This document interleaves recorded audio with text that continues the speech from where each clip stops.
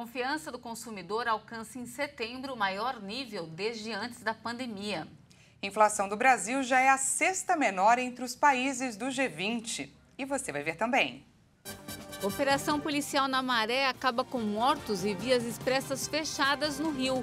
Motoristas e moradores ficam na linha de tiro. Urnas confirmam Giorgia Meloni como a primeira mulher e de extrema-direita a vencer as eleições na Itália. Rússia admite erros no processo de mobilização de reservistas para a guerra na Ucrânia. E ainda, NASA deve completar hoje uma operação para mudar o rumo e a velocidade de um asteroide. A missão terá inclusive transmissão ao vivo. Essas e outras notícias você confere a partir de agora. Olá, boa tarde para você de casa que nos acompanha. Seja muito bem-vindo a essa edição. Estamos ao vivo e agora 1h03 pelo horário de Brasília. Boa tarde, Dani. Boa tarde, Paty. Boa tarde, é claro, a você que nos assiste. Vamos juntos mais uma semana conferir o que é notícia no Brasil e no mundo nesta segunda-feira. Damos início a essa edição falando de economia. A confiança do consumidor alcançou em setembro o maior nível desde janeiro de 2020. Segundo a Fundação Getúlio Vargas, esse foi o quarto avanço mensal seguido. O índice de confiança do consumidor registrou alta de 5,4 pontos em setembro e chegou aos 89 pontos. O Instituto Brasileiro de Economia da Fundação Getúlio Vargas garantiu que esse é o maior nível desde janeiro de 2020. O mês de setembro marca o quarto avanço mensal seguido, influenciado pelas estimativas otimistas em relação ao momento e também aos próximos meses, que pela primeira vez atingem os 100 pontos desde março de 2019.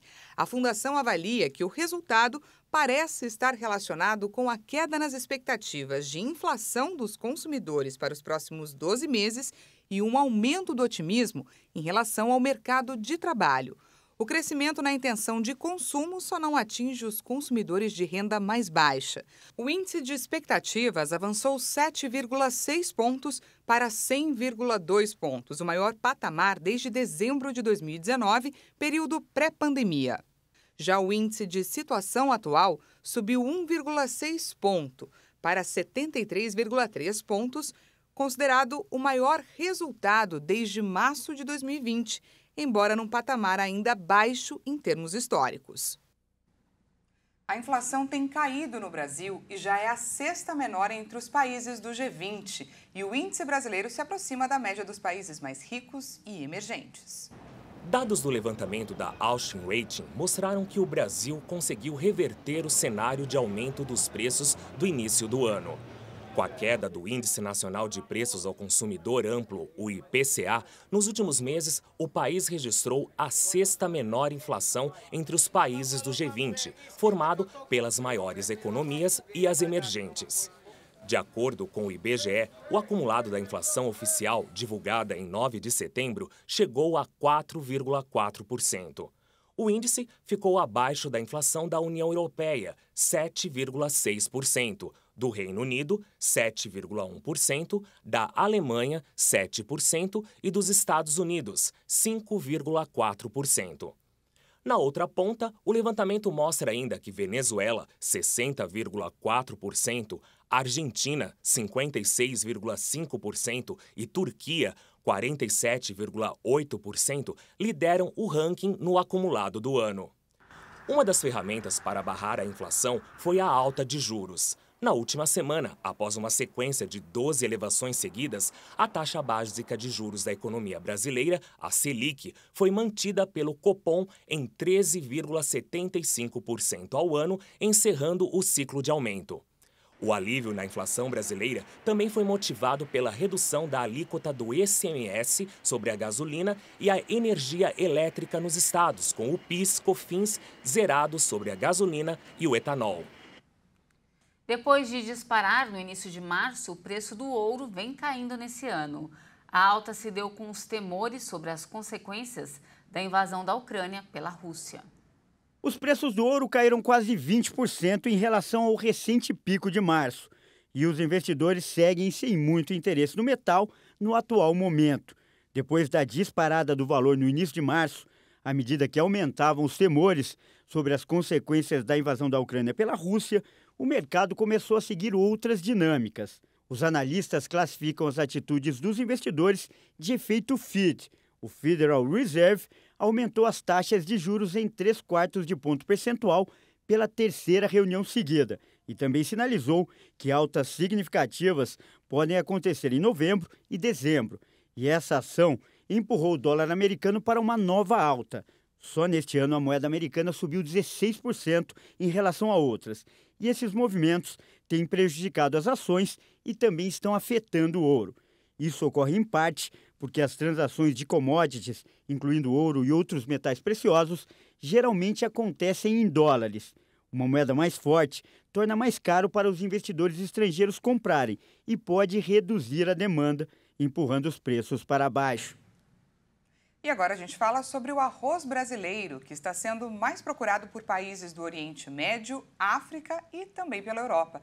A informação foi divulgada pela Associação Brasileira da Indústria do Arroz. O arroz brasileiro pode ter aumento na exportação nos próximos meses. Isso porque, de acordo com a Associação Brasileira da Indústria do Arroz, o produto está na mira de alguns países do Oriente Médio, da África e da Europa. A expectativa da associação é vender nos próximos 12 meses mais de 2 milhões de dólares do cereal para o exterior. Outra informação importante sobre o arroz é que a produção mundial deste alimento em 2022 e 2023 deve ultrapassar 500 milhões de toneladas. A estimativa faz parte do último relatório do Sistema de Informação do Mercado Agrícola, órgão do G20, grupo das 20 maiores economias do mundo, que divulga dados de oferta e demanda das principais commodities globais. A produção de arroz em casca do Brasil foi estimada em cerca de 12 milhões de toneladas no ano comercial 2021-2022. O volume representa quase 8 milhões de toneladas de arroz beneficiado, aquele que foi submetido à retirada da casca e outras camadas para a obtenção do arroz para consumo. Mais de 150 categorias profissionais vão ao Congresso na luta por um piso salarial. A regulamentação com o salário base ganhou força com a aprovação do piso para os profissionais da enfermagem. Profissionais de ao menos 156 categorias pleiteiam junto ao Congresso Nacional um piso salarial nacional próprio. Entre os profissionais em busca de uma remuneração base, aparecem médicos, professores de jiu-jitsu, costureiras, psicólogos e garçons. Essa mobilização política ganhou destaque por causa do impasse que envolve os profissionais da enfermagem. A categoria teve seu piso aprovado pelo Congresso e sancionado pelo presidente Jair Bolsonaro, mas depois foi suspenso pelo Supremo Tribunal Federal para que a origem dos recursos sejam informadas e calculadas. A disputa expõe uma tendência que ganhou força nos últimos anos: buscar o legislativo para estabelecer remunerações. O levantamento do jornal Estado de São Paulo considerou projetos de lei que tramitam no Congresso, seja para a criação de piso salarial, seja para a revisão do salário base já existente. Os dados foram coletados na Câmara dos Deputados, no Senado e na Associação Nacional de Hospitais Privados. Uma operação policial no Complexo da Maré, no Rio de Janeiro, deixou 3 mortos e fechou as principais vias expressas da cidade. As principais vias expressas do Rio de Janeiro foram fechadas na manhã desta segunda-feira por causa de um confronto entre policiais e traficantes no Complexo da Maré, na Zona Norte. A operação foi deflagrada para conter uma tentativa de invasão. Desde as primeiras horas da manhã, moradores relataram intensos tiroteios em diferentes pontos da comunidade, o que impediu muitas pessoas, inclusive, de sair para trabalhar. Postos de saúde, escolas e a Universidade Federal do Rio não abriram. Segundo a PM, criminosos morreram no confronto e armas, incluindo fuzis, foram apreendidas. O governo do estado informou que se trata de uma operação de emergência, que foi planejada depois que órgãos de inteligência identificaram uma tentativa de invasão a uma outra comunidade na Maré, dominada por uma facção rival. O Batalhão de Operações Policiais Especiais, o BOP, e a Coordenadoria de Operações e Recursos Especiais, a CORE, consideradas as forças de elite da PM e da Polícia Civil do Rio de Janeiro, mobilizaram 180 homens, blindados e helicópteros. Agora vamos falar do tempo. A semana começou com muita chuva em diversas áreas do centro-sul do país. Nuvens carregadas ainda predominam nesta segunda-feira. De acordo com um alerta emitido agora há pouco pelo Instituto Nacional de Meteorologia, as chuvas devem vir acompanhadas de trovoadas, fortes rajadas de vento e até mesmo granizo. Agora vamos fazer um giro por algumas cidades para ver como está o tempo. Você vê na sua tela, essas são imagens da cidade de Maracaju, em Mato Grosso do Sul. Chove um pouco nesse momento, com volume esperado de 30 milímetros. O tempo por lá deve continuar encoberto e as chuvas devem continuar durante toda a tarde e também à noite. Agora vamos lá para o sul do país. Essa é a cidade de Curitiba, que enfrenta também queda nas temperaturas e tempo instável. Por enquanto não chove, mas tem previsão de temporais ainda hoje. A cidade registra nesse momento 17 graus. E antes de finalizar, vamos ver como está o tempo aqui em São Paulo? Vamos juntos com a câmera 10 lá fora? Você vê aí na sua tela, ó, por aqui o tempo segue nublado e preguiçoso. A chuva começou pela manhã e não tem dado trégua. A previsão é de que as chuvas continuem nesse vai e vem até o final do dia. De volta comigo, o volume esperado de chuva é de até 25 milímetros. A capital paulista registra nesse momento 18 graus e a máxima não deve passar aí dos 20 graus. Segundou na cara da preguiça, não é mesmo? Fico alerta, casaco e guarda-chuva. E veja a seguir, urnas confirmam Giorgia Meloni como a primeira mulher e de extrema-direita a vencer as eleições na Itália. E ainda, NASA deve completar hoje uma operação para mudar o rumo e a velocidade de um asteroide. A missão terá, inclusive, transmissão ao vivo. Nós voltamos já.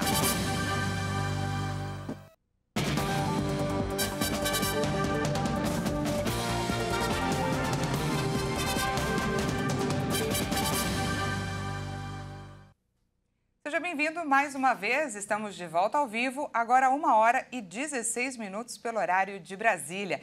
E como hoje é segunda-feira, hoje é dia do quê, Paty? É dia de falar de esportes e quem traz as informações para a gente é o nosso comentarista Leonardo Félix. Boa tarde, Leonardo. Boa tarde, Patrícia. Boa tarde, Daniela, a todos que nos assistem aqui na HIT.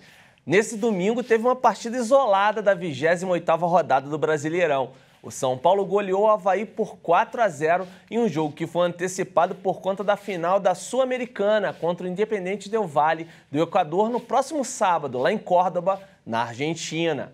O jogo aconteceu no Morumbi diante de 36 mil torcedores e o tricolor construiu a vitória no primeiro tempo, com gols de Diego Costa, Luciano e Patrick. Destaque aí para o Patrick, que fez um golaço de voleio. E na etapa final, o Éder completou o placar. O São Paulo agora chegou aos 37 pontos e é o 10º colocado na tabela. O Avaí segue no Z4 com 28 pontos.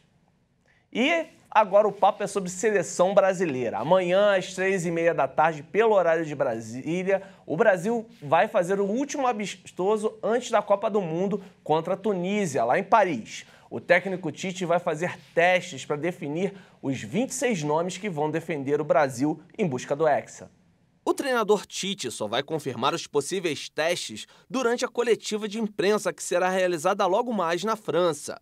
Mas o ensaio realizado neste domingo teve os retornos de Danilo à lateral direita e de Fred ao meio de campo. Esta variação é parecida com a utilizada contra o Uruguai em outubro do ano passado, quando o Brasil goleou por 4-1 na Arena da Amazônia pelas eliminatórias. Desta forma, Vinícius Júnior sairá do time e Paquetá será deslocado no meio de campo. Tite já repetiu que não tem um time titular e pensa na possibilidade de escalar a equipe, mexer no sistema e nos jogadores de acordo com os adversários. Nessa fase final de observações, quem está ganhando pontos com a comissão técnica é o lateral esquerdo Alex Telles, no momento em que Alex Sandro está fora por lesão. E chegou a hora do Boletim Esquenta Qatar 2022 com informações e curiosidades da Copa do Mundo. Hoje nós vamos falar da Copa de 1994, realizada nos Estados Unidos. E você sabe, esse Mundial é muito especial para nós brasileiros, porque depois de 24 anos, finalmente a seleção pôde soltar o grito de tetracampeão. Com um time sólido na marcação e com uma das maiores duplas de ataque da história, Bebeto e Romário, na primeira fase o Brasil venceu a Rússia por 2-0, Camarões por 3-0 e empatou em 1-1 com a Suécia.